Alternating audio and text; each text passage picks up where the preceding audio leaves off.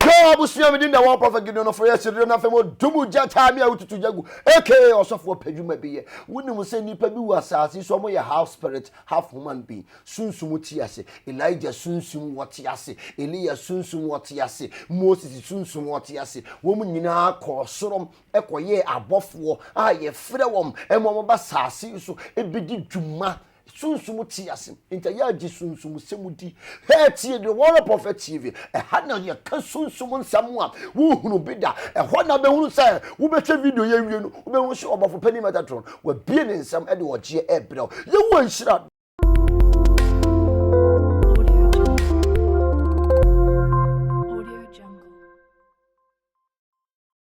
Odofo mechia wo migidi se don hwi wo hu ye papa pa sunsum headquarters ane awo awunim no sa afen susu na wo hwe channel ye a Warrior Prophet TV channel aha ye sunsum headquarters ye kasa efa sunsum ne ma ho sunsum nsam ye do sunsum wasuko ye bowura mu e ma ne yere seto anenso we mpaida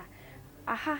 ene ye ba badwindwin insensem ofa sunsum wiase ho pepa chow ene de mensem rekwa mitwam ho kombra na mendai nipa mene ne betwetwe nkomo no edi enkyerɛw enti mesrɛ wabɔmode ne pensuo bi na wobɛno mu akopesi ho emra mitwam ho abasia ya dai ho abai bai betwaso Warrior Prophet TV ho na yeka sunsum mu nsɛm yeka de yahinta a wonfa wani huye de efia baifo de asie wo de ye de yahinta wo no nyame da na di e de kyerɛw mepacho Warrior Prophet TV sa wo pa hwa ene na YouTube mesrɛw kohwe na de nyame nam so de beye wabrabɔ no hu bedwiri wo nyame nya okase na onte na nimu mfa nkyɛw Obapa Christine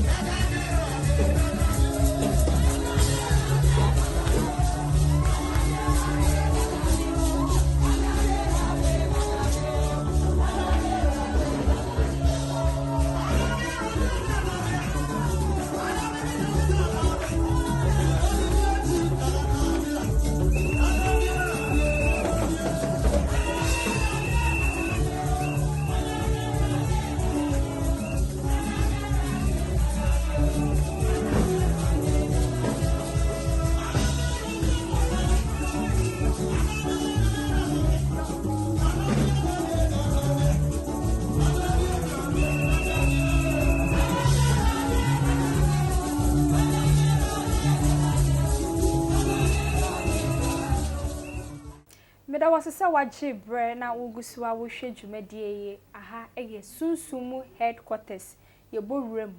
ne ya pensempensemu ne ya hwe insunsuaso ne ma papa befiri mu aba na nso so de aye esua de na wo de bia to kotodwemu enne me ne Warrior Prophet ene tie egwamu a ye beka sunsumu asem ebiom yiwasum pa na ne de wo betensem ene ye kasafa Elijah esunsum ho question we die me eba ma me pan ya de amadwendwe ho ache na na ye mani jipan se na me be pensempense wo question ho ye kasafa Elijah sunsum mo ti yen semre no yen chae papa na ye fa nkomo twetwe na nyede en hyehyɛ so Warrior Prophet facho me mo wakwa aba mejo so oba hema gidi se nyame adom de Yehowa ne nadaworo ma ene obofo pani metatron nte ye ho ye den pa te se twere konkono ye de nyame ase ene ye kasafa Elijah esunsum ho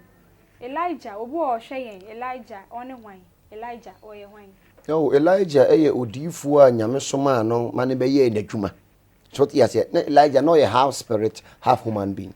Elijah yes so inti ye woni pe bu ho ye wo demigods nkrofo wo asase so omo ye half spirit half human being inti se nkrofo no ye ndi omo ho agoro yes yes spirit and the demigods na ebi yira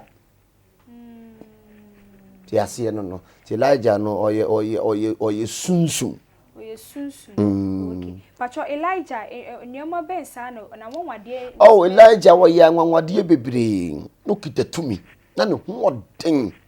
Elijah tumi no Elijah tumi na ye ponko a oyuja nti Elijah de no kitatumi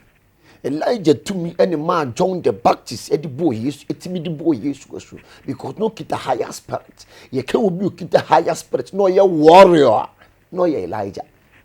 Yes, John the Baptist said Elijah soon ne boy yes ti Yesu Kristo asuafo ni bisa ne sem owura ye say Elia beba o so hwe Elia wa bakọ de daada na manhu no na mo ye de mo beye ne bia ti Elia wa ye dai wa bakọ just say oyiwa kwai no san back in the form of John the Baptist. Yes, it is soon omo samba. Yeah. Okay, but Matthew 17 verse 10. Etifias was see Elia ba. Sir. Was na Yesu asuafo ni busa ne say. Sir. Adenti no trafo no ka say Elia beba ansa. Sir. Na Yesu wase won say Elia ba. Wa besiesie no ma nyina de. Wose wa besiesie ne ma nyina de. Na so me se mo say Elia ba dada. Sir. Na wa hu no. Na wa anya den. Na wo ye ne de wo pa nyina. Na wo ye de wo pa nyina da. Nti wo ye obi a wa ben e tese wo nye obi a wa ben na wo hye wo so fotade. Esa adom ne mpreda. Tese bia adom wo me so for wo hono kwa e bia onu enti wo ben ya adom sa na mo tie. Se wa ben ya Asa bofa ketwa no wa ben ohia odifo a wa ben ansa no be pena mana che na tare sa ne sunsun mo ye den etie just asofo no ne rank wo form a eni kwan da bi ontimi nhye obi a because on rank wo form a wo ye den e ma me command na me tio so pe obi okita higher spirit or level ansa na adomo ne be pene okay pacho Elijah sunsum ne enne nyina e da so wo Elijah sunsum ti ase yes eba ni pamu duni be ye djuma na Elijah sunsum na eba epusu e ma wo hwiri ento bibia sunsum sin so ye Elijah tumi no wo bu na embu oyo obu ohono mu a ono susu ye ne hu niama ne tibia te se enuoma bi sa nti e bisa ade empa na be mu wo hu se adom si wo bi so a ade a wo be mu hu ye ne nan ni ti ene sta ya wo pofa no ena be wo si yes na mi sunsum na nan no mutini ana yes time ya obetu ni nan na ye den afa no yes wunimu ana wunimu ante me sunsum si obi so obo amenim ayaza amenim ta sofo bibiro mo ya zaza do mo sisi o mo me ni wo nyina ko bu obetima ye ne pepepepepe be ya wo be but wo yo obi a wo wani a wo no se adom na aka onipa ni we susu de comedies bi kwa do yi ne yes na onu na wo sua Elijah adom ye sa onu tumi bi ntimi mbambe iboki na ya tumi bi timba be wura mu talent ye tumi bi wa enti sunsum ye frɛ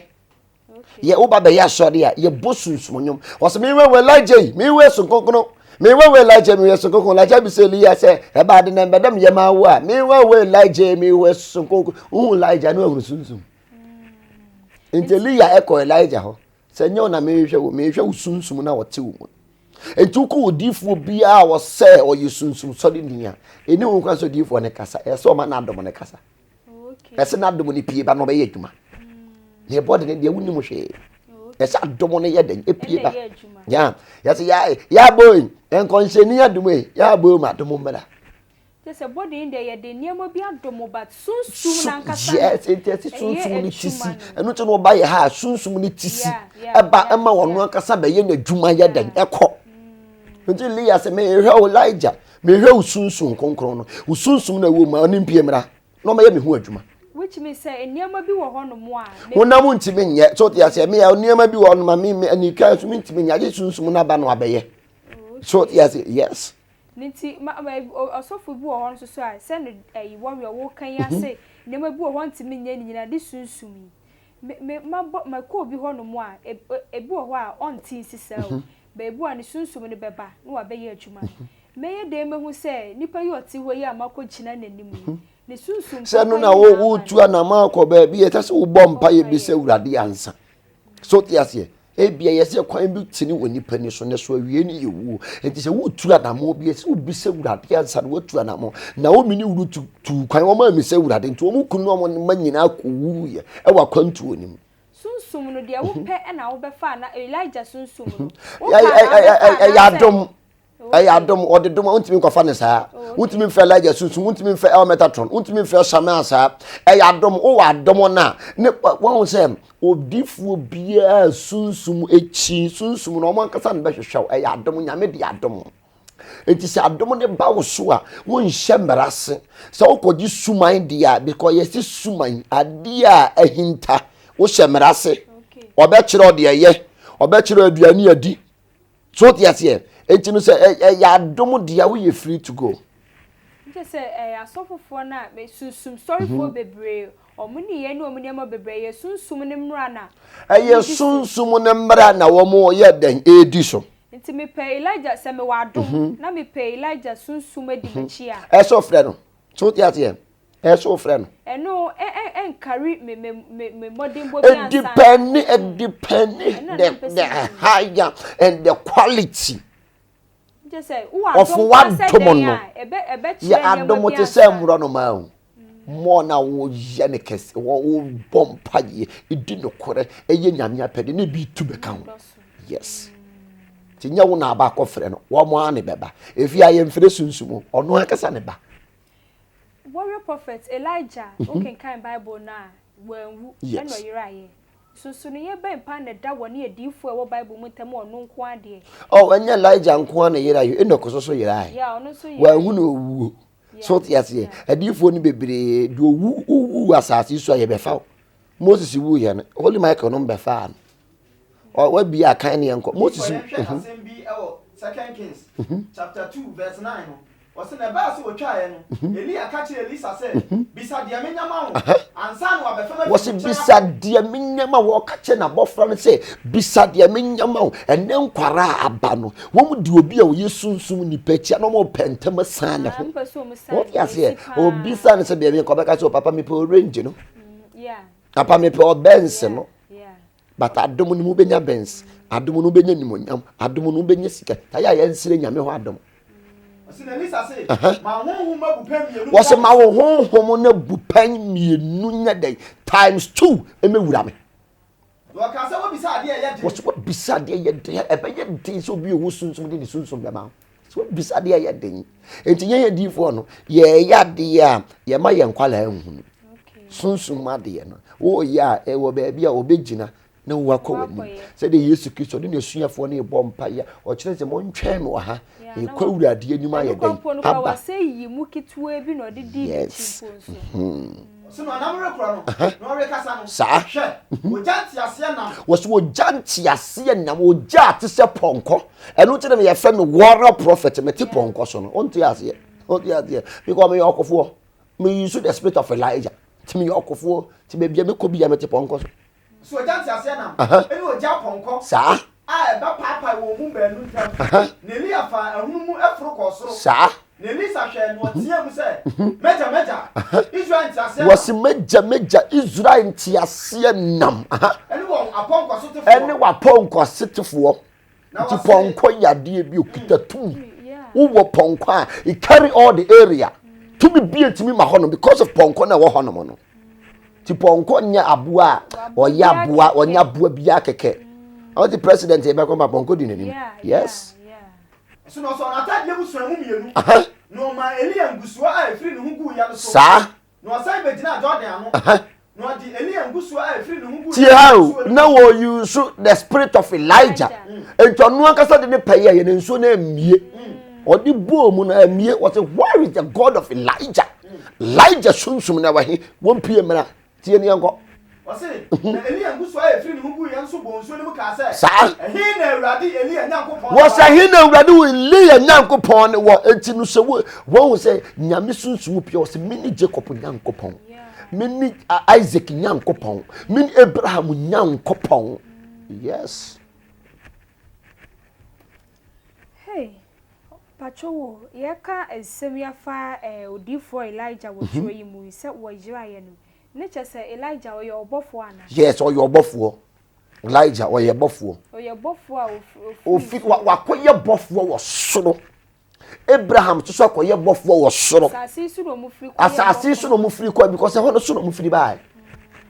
tobako ye sunsum adenti ni Yesu Kristo ewura Jerusalem okobo mpaye no Elia yi ni hu adi wanimonyam Moses so yi ni hu adi wanimonyam e ma Petro hunu no wo se wurade ye Moses miensa wo de baako Elia de baako ana Moses de ade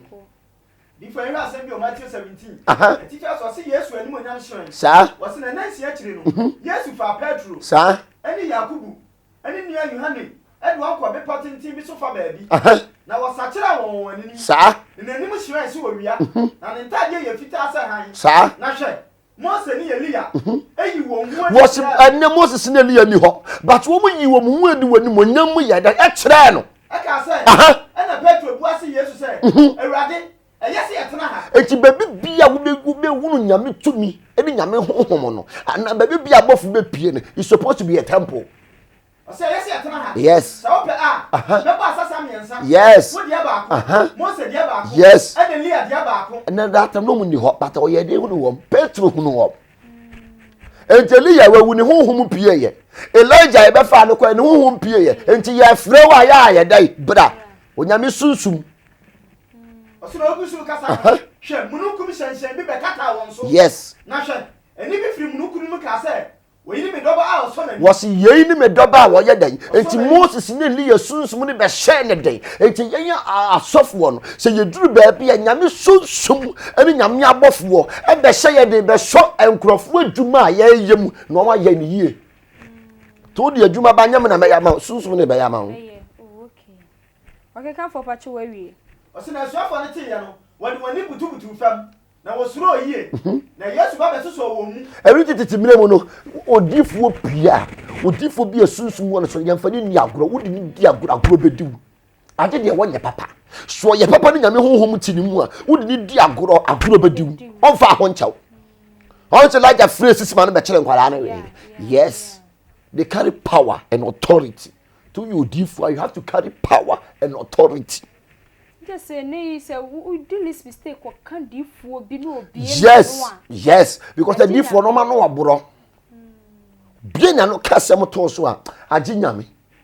Ne say why because the moment to be bien na no ni bof na we use no wasum. So yes, say me te wonu me use Elmetatron. Say me bien ma na me do me wa on fa nche. Oye sunsun bia won fa bone nche. Elmetatron. Yes, one fa bone nya den. David. Eno to nyame ka kire Moses say me suma bofo am ne di wanim hwe na wan dwenya ntia na wan fa wo mra to nya den enchaw adanti me di wonimu because Elmetatron oye nyame. Okay. Oye nyame. So onu akase kitani tumi. Wonu akase kitani tumi because what we wo hye me mu am ka se ma betie. Enya dia betie because me no ye den eye pe. Sanity.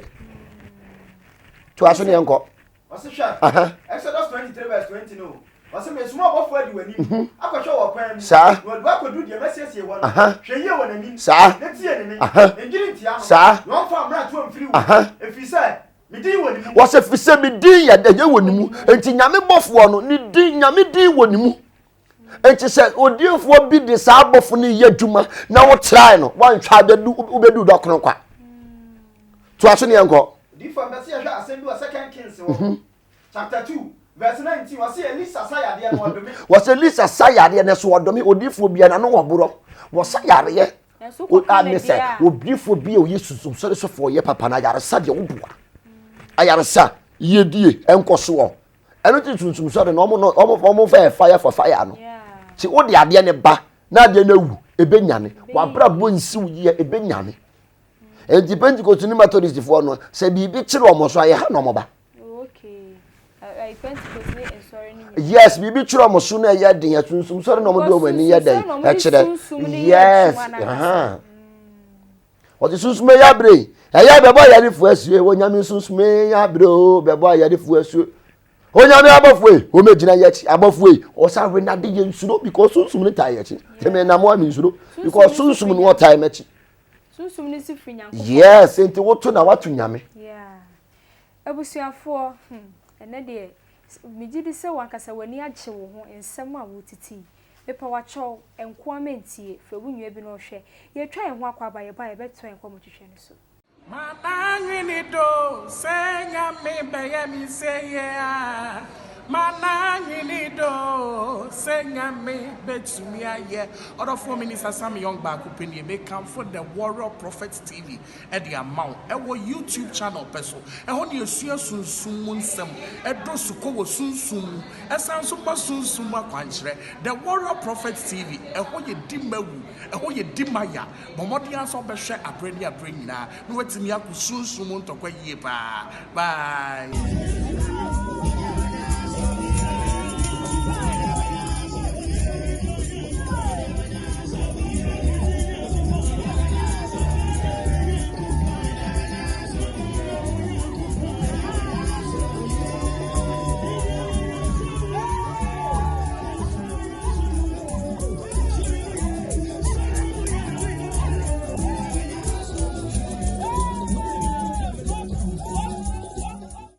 Yo, abusia me the War Prophet Gideon for you see it too.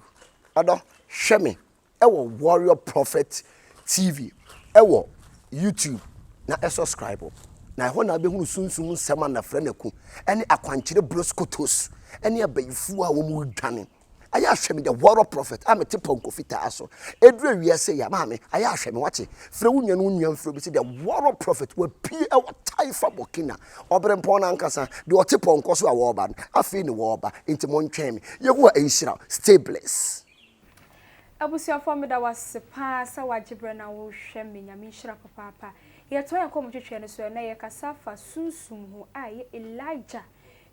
sunsum ho ya ka bebre na ye to ya kom twetwe so ye ne Warrior Prophet Gideon for we see do da so ye friend God of Abraham prayer ministry ano na tie egwom a ye bobo nsem yi ho ye to aso Warrior Prophet Abahima ye kasa fa abofu yi ho na sunsum sorry pese bibisa se osofu bi wo wa wale owompena nipa sa no bofu no odi otimi de ni adwuma na okoso ade ni adwuma oh nipa obi bia ye nyina ye sunsun mofo ye se suma ye obek no obetena no eno na wo kire on achi wade nti nyame wa kire ye niyama a wompe kontrol fi se ni suma ni nani ye suma ni Christ e obi bia wodi ana abofo na ade o mpe ni fi sun abofo no ade o mpe ni fi nti osofo bia sunsun sini so obo adwaman no enye sunsun ni se ayakom akom sunsum ana sukusare ye obosun bi efe ni sukusare tumi eno na ya na ukoji anu de akuya ba wo bewe no ya ba wo bewe no akosu ya ba wo bewe eno de obetima ye saade no because tumi ne ade a wo pe no ba se nyame honhom de ana nyame bofo de ontimi nye obetie so ba be gu anim ase na obi nsusu a ebi adom won so but obo nyambra sam wo hyi obi ma ne nka nkere ne se ade sei na wo so later ono no de ne nko owo wiase obi adom won so onye obi ma ne nka nkere no obo braboni won no wiase wo ma Christ mu so tiase ye eno no so enko but wo sofo a waba Christ mu a wate wasore na wo sisunsun wo so na wo gbodwaman de no ayese so ese mbisa apo obo omo amanfo no bone kitikiti nyina ne nyina so timi pamo abofo ya ne nyina timi ya wonse nyame abofo no ma yese mroroma omutu efri nipa nchen ekọ ni baby foforo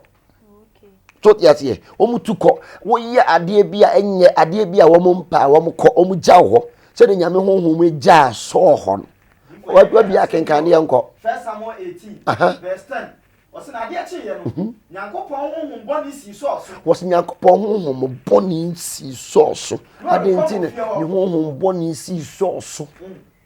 because honhom papa ne ko odifo bi anyamedwuma no wanyini ye no de azabu kata no wo wisire kwenfo no nyame honhom boni papa ne firi wa boni ne ba wo so ema wo din samonen en no bi ba no age ni 50 million 100 million yes nche se ne yakada se Nyankopon ye nkrante no fa no otwa papa yeah yes eti wu ka se nyame ye mobrohufo acha na wode won kwala adwen na meye ya mepa acho yes wo se de wonim papa no wanye no eye bone man enti ye de ye nim so de ase ye de ye nim ene ye eti unim na wo ye da ne no meto abrabo so okay pese mbisa asemfa Elijah ne Elisha yo sunsum no Elisha de Elijah sunsum na ekoye adwuma yes me pese nti Elisha so na bofran so obetimi de Obeyi party ama ya adom na ya realms to realms te say me meti we me ma betimi afa akosi a won toatoa so e bia o ma anye bone a masunsum na ankode a eye ne di so de adom na adom wo so timi de wo ma okay de adom enni ne so no Nyankopon timi fa no edom ne bi de ne ye yes obi wo ha wo di firi soro obi wo so benya no asase so enti obi wo adom ni ne so ne so nyame timi fa no wo hwe na ho brase ni nyame dwuma a wo ye yes otimi ma na dom se gema dom ne fa diye asafu bi wo ho no mo obi wo ho adom ne wo ne so adom ne pese ye atwuma no wo mo ka hye no sa enu enya isusuaso be mpa na enya wo se adom wo so na wa anya adwuma na eseo e bo wodam ena adom no e ba ne mu ye du sino wo hia odifo be se abeba wodam sisi ye to de ase ebi bon nipa bebre da mo nti ase enya bi anya ne boni bi adom na e ba ne so no eso se leje tumi eyija nti eba wo so de ahohyehye obi bi adom kan no ekikiu to electric ayede ekikiu na putu off na bofo na be na dwuma nti wo nipa bia no da bi unya nizi obi bia sunsum sini so no obre obi bia sunsum sini so no obre e shock na putu off na ugina baabi na ayesi ugina baabi din na wo body na de eyeden dwuma sa ne sunsum ba wo so eyeden etie to bibia adom sini so no onya ne easy onya ne better sa sunsum ne bo yiwu sunsum na eti usu ya oyusu obode ne keke no wa pra wa to baabi enti de obeye bia no hunu age wani ayeden aba wo ho so nje se obi wo Elijah sunsum na otimi ivo kema obi fufu yes okay na obi susu wo ho no mo a woni adom obetimi susu anya bi wa asase so okay pacho obi susu wo ho no mo a fine abusua no adom ne nyam som so basa ebia na wofu bi betimi asere ebia onyanka ne bei ebia osofu sei anka otete me bei ma me ana ko me bei etimi saka empaibo betimi ama obi enya adom ne bia na ya empaibo mo ebi no timi nyom adom firi empaibo m ebi no so nyom adom firi asubom because nti say wo besra mo obi a enye se difo bi besra be bia empaibo bia bebo ma obi betimi adom ne yensra ma obi akeke aje wo link na ansa okay so yes and obi wono ma adom na epi ye ansafo bebire wo Ghana ha se wunya adom pe no mo ka wo hye because of abayifuo bi wo afore dem bia and adom na ba wo se wo hunu hwie o wo bekeka ade bi ebesi no ye de wo keka boni o papa no anso yes okay because when you beba ho so no aka wie etine adom ne ba nipa bebire so a yenjae wom asafo nem bi wo mo mpene sa ade no na wo nipa na adom ne si wo so se sunsum ne ba wo so a bia wo niema bia wo ye no otimi so be ya otimi be kan ya wo mom no de wo de wo ye aduma no ye bone o baba be ka gu anim ase enu nti no obi bia wo ye sunsum nipa no osuro ne ho ade omo ya azam on de wo sunsuro because wo nim ade a wakoje be hye de em de ye aduma ba ye sunsun konkro ne si wo so a wono no wo twa ha no dia se enu dia se nyame ye nkrante nu fanu wo si wo so no obetwa wo na de ogina wanim no so watwa wo saa na tie mi hu ade we bi wo program bia sa so fufuo ni bi wo hono mo a insu a ose menu mo bedwam ade we ya menye wo bedwam bibia ye kokko enye nkyere ho bi keke ana ye sunsun obi bia wo ye sunsun nipa na ya wo ni di wo bedwam so tie ase because of wadwuma na wo ye no unim forces e wo around into difu bia de eni ho kwan se wodidi wo bedwam sa kokko won to bedwam o yeah so kura wo mpani die no je se nye nkyere ho bi yeah so hene so ni di bedwam yeah te difu no ya ete sa hemfo warrior prophet me pacho ye bisuafo ye kasafa Elijah sunsum ho Elijah wo difu Elijah wo tworo ni mu ye kasafa ni sunsum ho kwan yo fa so nya na warrior prophet amete se o ye half spirit, half human. The person beside say obi wo ho a oye half spirit ni bi. Yeah, ye woni pa bebre wo Ghana ha no ma omo ye demigods ma. So they say, yeah, because abofo no bi ni nipa betena ye e wo ye. Nti ye won krofo ni bi wo ho no ma no na mienya giant. So ya say abofo no ebi wo ware soso ti me pacho kan Genesis 1 mami before yan hwe bibi o Genesis 6 atifa so si nipa ne bone o si na nipa free asia we dos won asase so no yes wo mama a won ho ye fe nyankopon ma hunu nipa mama wo si nyankopon ma hwan ni nyankopon ma abofo ni nyankopon ma wo mu hunu nipa mama no ese won ho ye fe no yes na wo mu biara a wo pe yes na Awurade ka se me ho mu rentino nipa mu nkosi da ho ni nyame honhom antene nipa mu ankosi da fi so ye honam because ye honam enti wona enya mfie oha aduonu dabi